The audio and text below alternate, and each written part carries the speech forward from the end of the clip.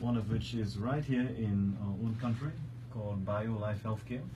We have 3 branches in the north, south, and central, and I also operate a range of other companies as well throughout the Caribbean. And certainly my passion, well, one of which is really in entrepreneurship. I do my very best to put efforts into helping young people discover who they are and certainly serve their abilities in a legal form to the world at large. So that's where I'm at right now. Oh, please tell me, Dr. Rossi, how did you get started? Well, that's an interesting question. I wouldn't bore you with the long story. That's no problem.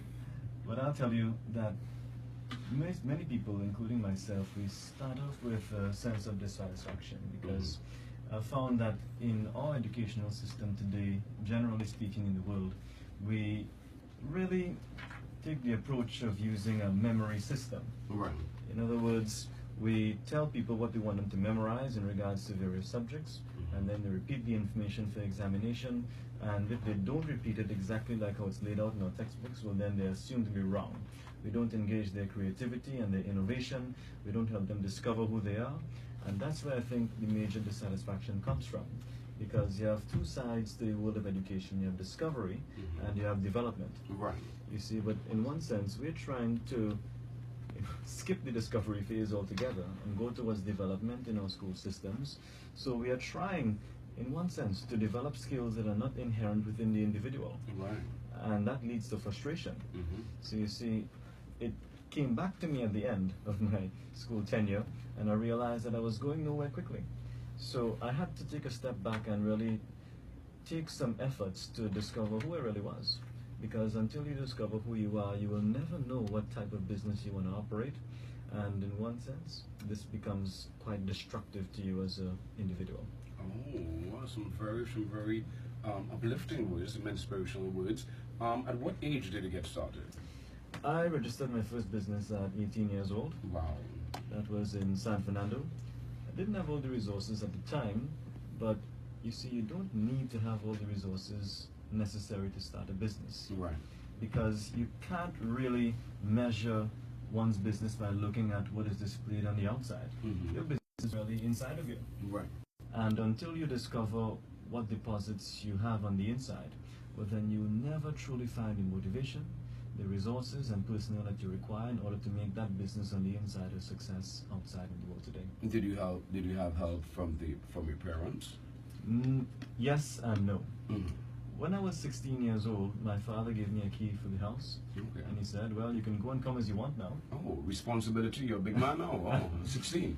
Oh yes, and he told me, don't ask me for anything, you have to make it on your own. No. And he meant it. Right.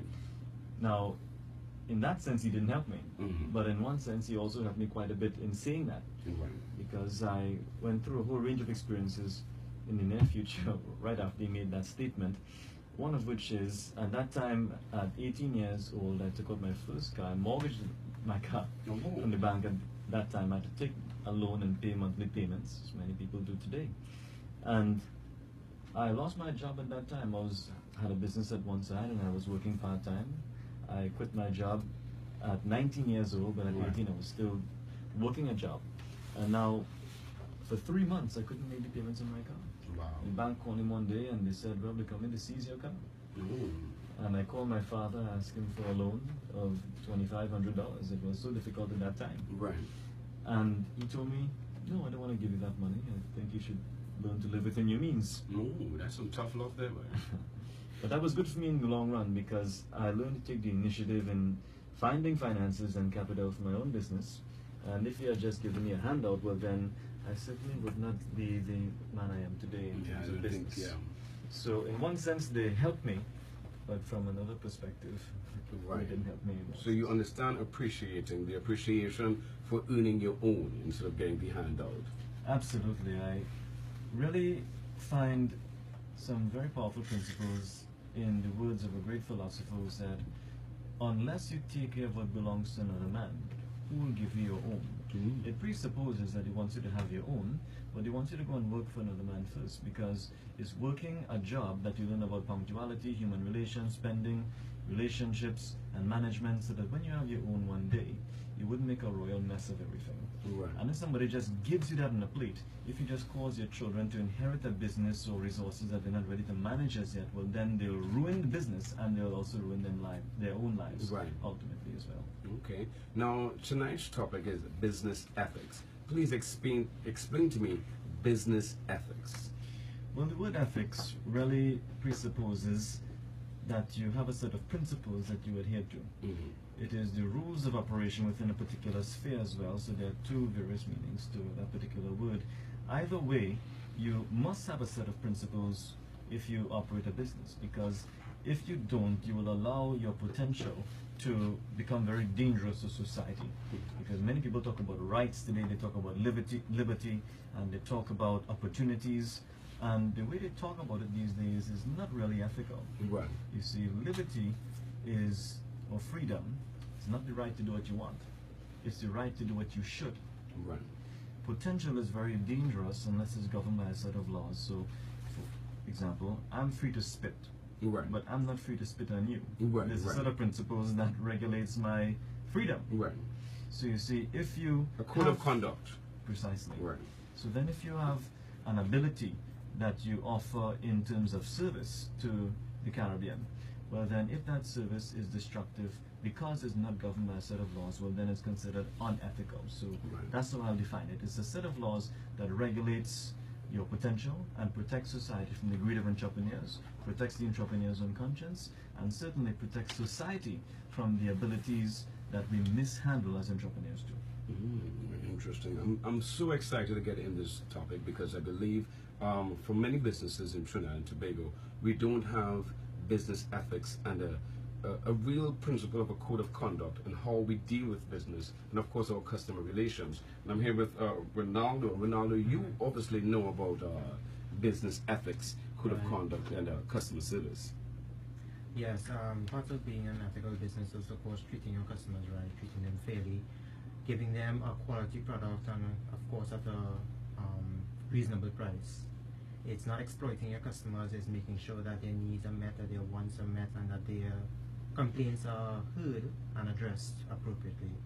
I would say that quality is always a fundamental approach for any entrepreneur to take. It's a way of showing your customers that you have integrity, you mean business, you are there to make a statement for yourself, you are there to promote your brand in the best possible way, and you take their interests and your needs to heart, and you're not there to just make a quick dollar and profit only. You're actually there because you want to make a difference and you want to address the needs of your customers. Right. So we have a very keen sense of what we supply and how we supply to the consumers. Right, I like this a lot. Interesting topic this evening. And of course, for all the callers 628-4103, that's 628-4103, we have a giveaway, yes, a limited edition Building a Legacy t-shirt, all right? So, the question is, I'm giving everybody a chance to go on Google and find the answer, all right? TNT's ranking when it comes to corporate ethics as at 2016 in the Global Competitiveness Index. I'll say it one more time. TNT's ranking when it comes to corporate ethics as at 2016 Global Competitiveness Index, all right? 628-4103, feel free to call and you can win something very nice, all courtesy Building a Legacy. When we come back, we continue with what is business ethics, and for all those that are trying to understand and maybe now starting their business, and maybe your workforce is just for something to start with and understand so you can grow your business into a workforce of maybe 20 and more employees, all right? This is Building a Legacy right here on 103 FM.